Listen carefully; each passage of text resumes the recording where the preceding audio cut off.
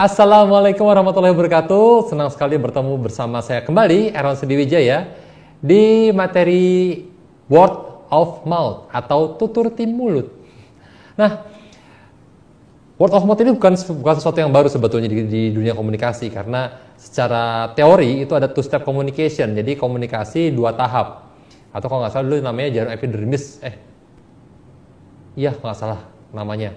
Yang jelas di sini komunikasi antara komunikator ke opinion leader ke komunikan. Jadi komunikatornya di sini adalah brand yang berkomunikasi dengan menawarkan pengalaman terhadap opinion leader, pengalaman menggunakan produk atau pengalaman produk baru. Terus kemudian opinion leader ini karena dia memiliki minat khusus, dia akan mengkomunikasikan atau berbicara tentang brand dengan antusias kepada para followersnya. Nah, ini nih. Jadi opinion leader di sini biasanya sih kita temukan sebagai reviewer produk yang suka bikin unboxing gitulah.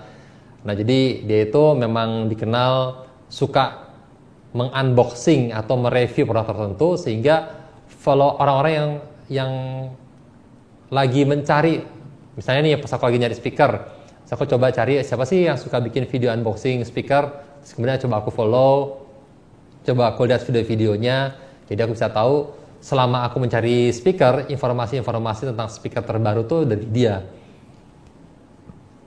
Nah ini, karena dia biasanya brand sudah menyadari keberadaannya, kemudian dia dikirimi produk atau dia membeli produk baru, terus kemudian dia akan loyal terhadap sebuah brand. Nah di sini brand sendiri itu pertama kali menentukan tujuan dari komunikasinya adalah memuaskan konsumen agar opinion leader ini loyal.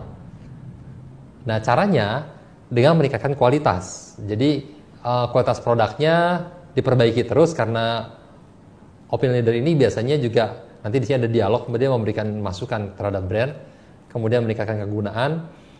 Terus di sini yang menarik, menanggapi kekhawatiran dan juga kritik. Opinion leader ini biasanya di digital biasanya orang-orang yang kritis. Jadi dia tuh karena dia suka sama brandnya, dia cinta sama brandnya, makanya dia memberikan masukan kepada brandnya. Makanya dialog antara brand dengan opinion leader mungkin sekali terjadi. Nah sekarang coba kita lihat bagaimana cara mengelola pemimpin opini tersebut. Jadi hal pertama kali yang bisa kita lakukan adalah mengidentifikasi. Saat kita handle Wardah, berarti ada berapa sih makeup reviewer ini yang kita bisa petakan.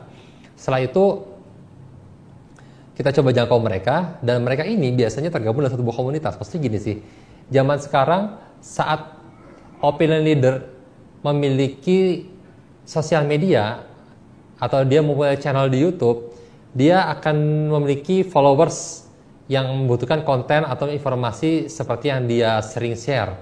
Nah, komunitas ini, followers ini terkumpul karena isu yang sama, dan mereka menjadi sebuah komunitas yang tergabung sebagai followersnya si opinion leader, dan mereka sering berinteraksi di kolom komen biasanya.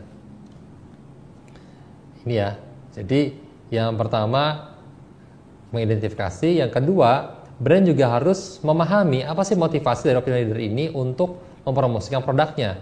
Jadi di sini salah satu motivasinya adalah terima informasi yang pertama kali. Jadi seorang opinion leader, mereka berusaha untuk terdepan dalam mencari informasi dan itu dibagikan kepada followersnya. Kemudian yang kedua, mereka juga pertama kali melihat iklan untuk di-share. Jadi di sini brand bisa memberikan privilege untuk membagikan iklan ke opinion leader dulu. Terus kemudian yang keempat, platform untuk berbagi. Jadi di sini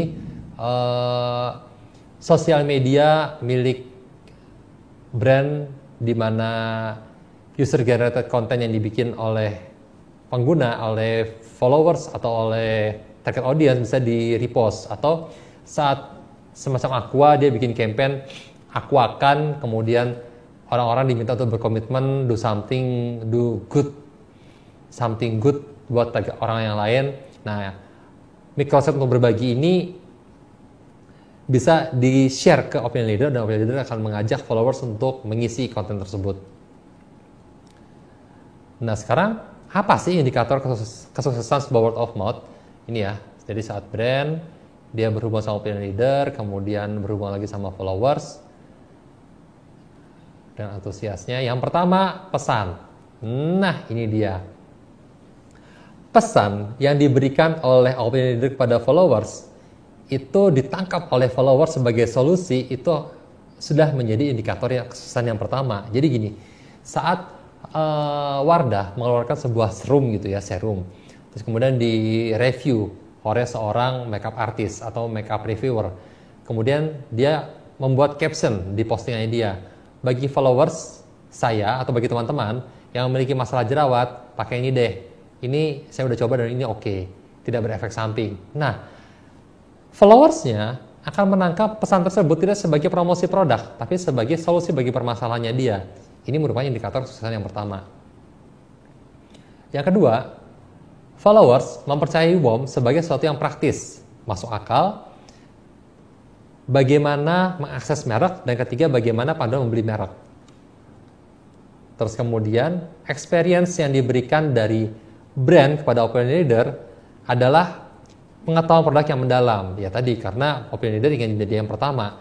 Dan yang kedua, brand memahami ada kenikmatan berbagi yang dinikmati oleh opinion leader. Makanya dia memberikan informasi ke opinion leader untuk yang pertama kali. Ya, oke. Terima kasih video kali ini. Sampai jumpa di video selanjutnya. Wassalamualaikum warahmatullahi wabarakatuh.